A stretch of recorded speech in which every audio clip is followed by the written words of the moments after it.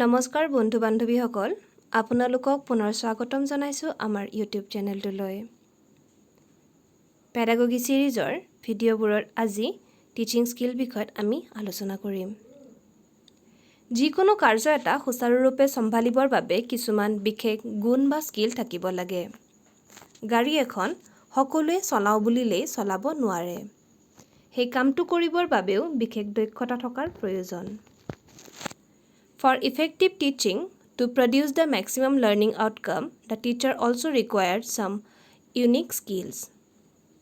Teaching is an art and also a science. শিক্ষণৰ ultimate aim অৰ্থাৎ ছাত্ৰ-ছাত্ৰীসকলৰ সামগ্ৰিক বিকাশত সহায় কৰিবৰ বাবে শিক্ষকগৰাকীয়ে কিছুমান স্কিল ব্যৱহাৰ কৰিব লাগে। টিচিং স্কিল মানে হ'ল শিক্ষকগৰাকীৰ কিছুমান কাম বা বিহেভিয়াৰ যিবোৰৰ দ্বাৰা তেওঁ ছাত্ৰৰ মাজত পৰিৱৰ্তন আনিব সক্ষম হয় আমাৰ ভিডিঅ'টোত তেনে কিছুমান স্কিলৰ বিষয়ে আমি আলোচনা কৰিম যেনে introducing a lesson skill of asking question probing question explaining illustrating with example stimulus variation silence and non-verbal cues reinforcement using blackboard achieving closure, recognizing attending behavior, planned repetition, higher order question, demonstration, আৰু communication completeness. এই বিষয়কেইটাৰ ওপৰত আমি আজিৰ ভিডিঅ'টোত আলোচনা কৰিম। প্ৰথম স্কিলটো হৈছে introducing a lesson. পাঠ এটা আৰম্ভ কেনেদৰে কৰিব হেও এক প্ৰকাৰৰ দক্ষতা। নতুন বিষয় এটা আৰম্ভ কৰাৰ আগতে ছাত্ৰৰ প্ৰিভিয়াছ নলেজ টেষ্ট কৰি ল'ব লাগিব তদুপৰি সঠিক টিচিং লাৰ্নিং ডিভাইচ ব্যৱহাৰ কৰিলেহে পাঠটোৰ প্ৰতি ছাত্ৰৰ মনোযোগ আকৰ্ষণ কৰিব পাৰিব এইবোৰ নকৰি হুৰমুৰকে নতুন বিষয় এটা আৰম্ভ কৰিলে ছাত্ৰসকলৰ বাবে আৰম্ভণিতে বুজাত অসুবিধা আহিব আৰু তেওঁলোকে বাকি সময়খিনিও মনোযোগ নিদিব পাৰে তাৰ উপৰিও নতুন লেসন এটা ইন্ট্ৰোডিউস কৰিবৰ বাবে 5 পৰা 7 মিনিট মানতকৈ অধিক সময় লগোৱাটো যোগ্যত নহয় ধৰা হ'ল আপুনি সপুষ্পক উদ্ভিদৰ বিষয়ে পঢ়াব বিচাৰিছে তেন্তে ছাত্ৰ-ছাত্ৰীসকলক ফুল বিষয়ত কেনে ধৰণৰ পূৰ্ব ধাৰণা আছে সুধি লৈ ক্লাছৰ আৰম্ভণি 5-6 মিনিটৰ ভিতৰত কৰি দিয়ক দ্বিতীয়টো স্কিল হৈছে স্কিল অফ আস্কিং কোয়েশ্চন প্ৰশ্ন সোধাৰ স্কিল এটা পাঠ পঢ়াই থাকোতে বিভিন্ন সময়ত শিক্ষকগৰাকী প্ৰশ্ন কৰিব লগাত পৰে প্ৰশ্ন সোধাৰ ফলত ছাত্ৰসকলৰ বিষয়টোত প্ৰিভিয়াছ নলেজ কিমান আছে বা বিষয়টো বুজোৱা হোৱাৰ পিছত তেওঁলোকে বুজি পালে নে নাই চাব পৰা যায় তদুপৰি কিছুমান প্ৰশ্নৰ জৰিয়তে ছাত্ৰসকলক নতুন দিশত ভাবিবৰ বাবেও সুবিধা দিয়া হয় ছাত্ৰক কেনে ধৰণৰ প্ৰশ্ন কৰিব যদি প্ৰশ্নটোৱে কি উত্তৰ বিচাৰিছে ছাত্ৰই বুজিয়েই নাপায় তেন্তে প্ৰশ্ন এটা ভাল প্ৰশ্ন হ'ব নোৱাৰে ছাত্ৰৰ বয়স অনুপাতে তথা তেওঁলোকৰ মানসিক পৰিপক্কতাৰ ভিত্তিতহে প্ৰশ্ন কৰিব লাগে ইকো প্ৰশ্ন পৰাপক্ষত এৰাই চলাই ভাল যেনে ধৰক আপুনি ক'লে অসম ৰাজ্যিক চিৰিয়াখানা গুৱাহাটী চহৰত অৱস্থিত এতিয়া কোৱা অসমৰ ক'ত চিৰিয়াখানা আছে এইটো এটা ইকো প্ৰশ্ন ইয়াত আগতে কৈ অহা কথাখিনিয়ে প্ৰশ্ন হিচাপে প্ৰতিধ্বনিত হৈছে এনে ধৰণৰ প্ৰশ্নই ছাত্ৰক নিজে ভবাৰ বাবে সুবিধা নিদিয়ে ইয়াৰ পিছৰ স্কিলটো হৈছে probing question কেতিয়াবা দেখা যায় ষ্টুডেণ্টগৰাকীয়ে প্ৰশ্ন এটাৰ উত্তৰ নাজানো বুলি কয় বা ভালদৰে উত্তৰটো দিব নোৱাৰে কিন্তু ছাত্ৰগৰাকীয়ে অলপ চিন্তা কৰিলেই উত্তৰটো দিব পৰা অৱস্থাত আছে তেনে ক্ষেত্ৰত শিক্ষকগৰাকীয়ে ছাত্ৰগৰাকীক কিছু উৎসাহ দি বিষয়টোত আৰু অলপ ভাবিবৰ বাবে ক'ব পাৰে যেনে অলপ ভালদৰে বুজাই কোৱা বা তোমাৰ নিজৰ ভাষাৰে বুজাই কোৱা ইত্যাদিবোৰ ক'লে ছাত্ৰজনে পুনৰ ভাবিব আৰু প্ৰশ্নটোৰ পৰা বিচৰা উত্তৰ দিবলৈ সক্ষম হ'ব higher order question higher order কোয়েশ্চনবোৰে হায়াৰ মেণ্টেল এবিলিটিজ যেনে analysis synthesis evaluation critical awareness ইত্যাদিবোৰ বিকাশত সহায় কৰে গণিতৰ সৰল সূত্ৰৰ ফৰ্মুলাটো ক্লাছত শিকালে। তাৰ কিছুমান গণিতো কৰোৱা হ'ল। এতিয়া ছাত্ৰসকলক যদি দৈনন্দিন জীৱনৰ লগত জড়িত কিছুমান অলপ জটিল গণিত কৰিব দিয়া হয়, সেইবোৰে ছাত্ৰসকলক সূত্ৰৰ ফৰ্মুলাটোত ব্যৱহাৰিক জ্ঞানৰ বিষয়ে শিকাব। তো ইয়াত তেনেধৰণৰ কিছুমান জটিল প্ৰশ্নৰ জৰিয়তে ছাত্ৰসকলৰ ভাৱশক্তিটো বৃদ্ধি কৰাত সহায় কৰিব পাৰি। ইয়াৰ পিছৰ স্কিলটো হৈছে স্কিল অফ এক্সপ্লেইনিং। কিবা পাঠ এটি পঢ়াই থাকিলে শিক্ষকে কৈ যোৱা বাক্যবোৰৰ ব্যাখ্যাও আগবঢ়াই যাব লাগে। এক্সপ্লেইন কৰাৰ সময়ত 3টা কথা মনত ৰাখিব লাগে। কণ্টিনিউটি, মূল বিষয়টোৰ লগত সংগতি ৰাখি সিকুৱেন্সত কথাবোৰ এক্সপ্লেইন কৰিব লাগে। ধৰা হ'ল আপুনি ব্ৰিটিছৰ ভাৰত আগমনৰ কথা পঢ়াব গৈছে। আৰম্ভণিতে পলাশীৰ যুদ্ধ, বস্কাৰৰ যুদ্ধ আদি বিষয়ে ক'ব। তাৰপিছত কিদৰে ইংৰাজসকলে ভাৰতত খোপনি পুতিব সক্ষম হ'ল আৰু শেষত ব্ৰিটিছক খেদি ভাৰতৰ স্বাধীনতা লাভৰ বিষয়ে আলোচনা কৰিব। সিকুৱেন্স ফলো নকৰিলে কথাখিনিৰ আঁত হেৰুৱাব। দ্বিতীয় কথাটো হ'ল চিম্পলিচিটি বা ফ্লুৱেঞ্চি। বিষয়টোৰ ওপৰত খোকোজা নলগাকৈ ব্যাখ্যা কৰিব পাৰিব লাগিব। শেষৰ কথাটো হৈছে এক্সপ্লিচিটনেছ। এক্সপ্লেইন কৰাৰ আগতে ছাত্ৰৰ প্ৰিভিয়াছ নলেজ আদিবোৰ জানি ল'ব লাগিব।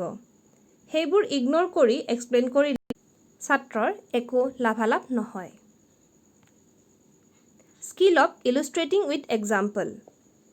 কোনো এটা বিষয়ৰ ব্যাখ্যা আগবঢ়ালে তাৰ লগত মিল থকা উদাহৰণ দিলে ছাত্ৰই সহজে কথাবোৰ বুজি পায়। উদাহৰণবোৰ সহজ, পাৰিলে দৈনন্দিন জীৱনৰ পৰা ল'ব লাগে। ডেমনষ্ট্ৰেশ্যন বা প্ৰদৰ্শন। কিছুমান বিষয় পঢ়োৱাৰ সময়ত বিভিন্ন অডিঅ' ভিজুৱেল এইড ব্যৱহাৰ কৰি বিষয়টো প্ৰদৰ্শন কৰিব লাগে। ধৰা হ'ল গানৰ শিক্ষক এগৰাকীয়ে গীটাৰ কেনেদৰে বজাব লাগে শিকাব বিচাৰিছে। তেনে ক্ষেত্ৰত শিক্ষকগৰাকীয়ে নিজে গীটাৰ বজাই দেখাব। Skill of blackboard writing. ব্লেকবৰ্ডক শিক্ষক এগৰাকীৰ দক্ষতাৰ দাপোন বোলে। পাঠত থকা সকলোবোৰ কথা বৰ্ডত লিখি দিয়াৰ প্ৰয়োজন নাথাকে। পাঠটোৰ মাজত কিবা টান শব্দ থাকিলে বা পাঠটি শেষ হোৱাৰ পাছত তাৰ মূল ভাৱটো বা কিবা ডায়েগ্ৰাম আদিবোৰ আঁকি দিবৰ বাবে ব্লেকবৰ্ড ব্যৱহাৰ কৰা হয়। শিক্ষক এগৰাকীয়ে ব্লেকবৰ্ড ব্যৱহাৰ কৰিব জানিব লাগিব। বিষয়টো বুজোৱা হোৱাৰ লগে লগে ব্লেকবৰ্ডখন চফা কৰিব লাগে। যদি মচি দিয়া নহয় তেনে ক্ষেত্ৰত ছাত্ৰই বাৰে বাৰে বৰ্ডৰ ফালে মন দি থাকিব আৰু ক্লাছৰ আন সময়খিনিও অন্যমনস্ক হৈ থাকিব। Skill of stimulus variation. Class এটাত সোমাই গোটেইখিনি সময় শিক্ষক এগৰাকীয়ে একে ঠাইতে ৰখি কোনো ধৰণৰ লৰচৰ নকৰি একেধৰণৰ মাতেৰে যদি পঢ়াই থাকে ছাত্ৰৰ বাবে সেয়া বৰিং, মনোটনাছ একঘেমিও হ'ব। আমি ইয়াত তেনেধৰণৰ 8বিধ ষ্টিমুলাছ বা উদ্দীপনাৰ বিষয়ে পঢ়িম যিবোৰ সলনি কৰি ক্লাছটো বেছি মনোগ্ৰাহী কৰি তুলিব পৰা যায়। মুভমেণ্ট। শিক্ষকগৰাকী একে ঠাইতে ৰখি নাথাকি বিভিন্ন ধৰণৰ মুভমেণ্ট দেখুৱাব পাৰে। যেনে ধৰক কিবা লিখিবৰ বাবে ব্লেকবৰ্ডৰ ওচৰত গ'ল বা ছাত্ৰক লিখিব দিয়াবোৰ লিখিছেনে নাই চাবৰ বাবে ছাত্ৰসকলৰ ওচৰলৈ গ'ল ইত্যাদি। জেষ্টাৰ।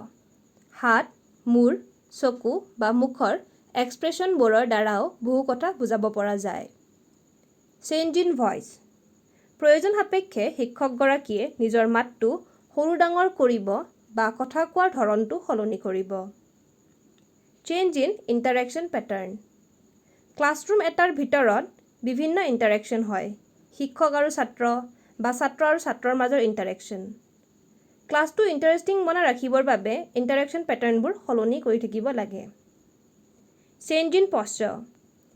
শিক্ষক এগৰাকীয়ে বহি থকাৰ পৰা উঠা বা প্ৰয়োজন সাপেক্ষে আগবাঢ়ি অহা ইত্যাদিবোৰে পশ্চাৰ সলনি কৰিব পাৰে। Physical participation of student. ছাত্ৰ ছাত্ৰীসকলে কেৱল শিক্ষকে যি কৈ গৈ আছে সেই শুনি থকাৰ বাহিৰেও তেওঁলোকেও ক্লাছৰ সময়ত বিভিন্ন কামত পাৰ্টিচিপেট কৰাৰ সুবিধা দিব পৰা যায়। যেনে কোনো এটা ছাত্ৰক মাতি আনি গণিত এটা ব্লেকবৰ্ডত কৰিব দিব পাৰে সেইখিনি সময়ত বাকীবোৰে গণিতটো বহিত পাতি থাকিব তেনেধৰণৰ কিছুমান কামৰ দ্বাৰা ষ্টুডেণ্টৰো ফিজিকেল পাৰ্টিচিপেশ্যন কৰিব পৰা যায় অডিঅ' ভিজুৱেল ছুইচিং বিভিন্ন মাল্টিমিডিয়া ডিভাইচ ব্যৱহাৰ কৰি ক্লাছটো মনোগ্ৰাহী বা ইণ্টাৰেষ্টিং কৰিব পাৰি ফ'কাছিং ষ্টুডেণ্টৰ এটেনশ্যন পাবৰ বাবে কেতিয়াবা কিছুমান ডিৰেক্ট বিহেভিয়াৰ দেখুৱাব লগা হয় যেনে এই চিত্ৰটোলৈ মন কৰা বা মেপ এখনত পইণ্টাৰৰ সহায়ত চাৰিসীমাবোৰ দেখুৱাই দিব পাৰি ইত্যাদিবোৰে ষ্টুডেণ্টজনৰ এটেনশ্যনটো একেবাৰে টানি আনে ৰেইনফ'ৰ্চমেণ্ট মানে ছাত্ৰ এগৰাকীক তেওঁ কৰা ভাল কামৰ বাবে প্ৰশংসা কৰা ধৰা হ'ল ছাত্ৰ এগৰাকীয়ে জটিল অংক এটা নিজা প্ৰচেষ্টাত কৰি দেখুৱালে তেনে ক্ষেত্ৰত তেওঁক গুড ভেৰি গুড ইত্যাদি কৈ প্ৰশংসা কৰিলে ছাত্ৰজন অনুপ্ৰাণিত হ'ব skill of silence and non verbal cues ক্লাছৰুমত সকলো সময়তে কেৱল শিক্ষকগৰাকীয়ে কথা কৈ থাকিব তেনে নহয় কিছুমান সময়ত শিক্ষকগৰাকী মনে মনেও থাকিব ধৰা হ'ল ষ্টুডেণ্টক কিবা এটা প্ৰশ্ন সোধা হৈছে শিক্ষকগৰাকীয়ে তাৰ পিছত কিছু সময় মনে মনে থাকিব এই সময়খিনিত ছাত্ৰসকলে ভাবিবৰ বাবে সুবিধা পাব নন ভাৰ্বেল কিউ যেনে ছাত্ৰজনৰ শুদ্ধ উত্তৰৰ বাবে মূৰ দুপিওৱা হাতেৰে কিবা ভংগীমা দেখুওৱা য'ত কথাৰ ব্যৱহাৰ নহয় তেনেদৰেও ক্লাছত ইণ্টাৰেষ্টিং হৈ থাকিব পাৰি ৰেকগনাইজিং এটেণ্ডিং বিহেভিয়াৰ ছাত্ৰসকলে ক্লাছত মন দি আছে নে নাই সেইটোৰ বিষয়ে গম লোৱা যদি তেওঁলোকে বিষয়টোৰ প্ৰতি এটেনশ্যন হেৰুওৱা যেন বোধ হয় এটেনশ্যন ঘূৰাই অনাৰ বাবে আন ব্যৱস্থা ল'ব লাগিব প্লেণ্ড ৰিপিটেশ্যন শ্ৰেণীত পঢ়াই যোৱা টপিকবোৰ যদি ৰিভাইজ কৰি থকা নহয় ছাত্ৰ ছাত্ৰীসকলে পাহৰি যাব পাৰে তেনে ক্ষেত্ৰত শিক্ষকে সুবিধা বুজি কথাবোৰ ৰিপিট কৰি থাকিব লাগে বিশেষকৈ কিছুমান সংজ্ঞা চন আদিবোৰ মনত পেলাই থাকিলে বহুদিনলৈ মনত থাকি যায় কমিউনিকেশ্যন কমপ্লিটনেছ অৰ্থাৎ শিক্ষকগৰাকী ক্লাছত কি বুজাব বিচাৰিছে সেইটো সম্পূৰ্ণৰূপে ছাত্ৰক বুজাব পৰাৰ ক্ষমতা যদি ছাত্ৰ আৰু শিক্ষকৰ মাজত কমিউনিকেশ্যন ডিফাৰেঞ্চ থাকে বা গেপ থাকে তেন্তে শিক্ষাৰ মূল উদ্দেশ্য সফল নহয় এচিভিং ক্লোজাৰ পাঠ এটা আৰম্ভ কৰা যেনেদৰে এটা কলা পাঠটো শেষ কৰিব জনাটো এটা কলা শ্ৰেণীৰ নিৰ্দিষ্ট সময়ৰ ভিতৰত বুজাব বিচৰাখিনি ছাত্ৰক দিব পাৰিব লাগে তাৰ বাবে শিক্ষকে আগতীয়াকৈ প্লেন কৰিব লাগিব শেষ কৰাৰ আগতে পাঠটিত কি কি শিকালে এবাৰ সামাৰিখিনি কৈ দি হোমৱৰ্ক আদিবোৰ দিব লাগে ইয়াৰ ফলত নেক্সট ক্লাছত কি পঢ়িব তাৰ বাবে ছাত্ৰসকলো ৰেডি হৈ আহিব পাৰিব গতিকে আজি আমি শিক্ষক এগৰাকীৰ ক্লাছ এটা সুচাৰুৰূপে চলাবৰ বাবে কেনেধৰণৰ স্কিলৰ প্ৰয়োজন হয় এই বিষয়ে আলোচনা কৰিলোঁ আশা কৰোঁ আপোনালোকে ভাল পালে যদি ভাল পালে লাইক কৰিব আৰু চেনেলটো ছাবস্ক্ৰাইব কৰিব ধন্যবাদ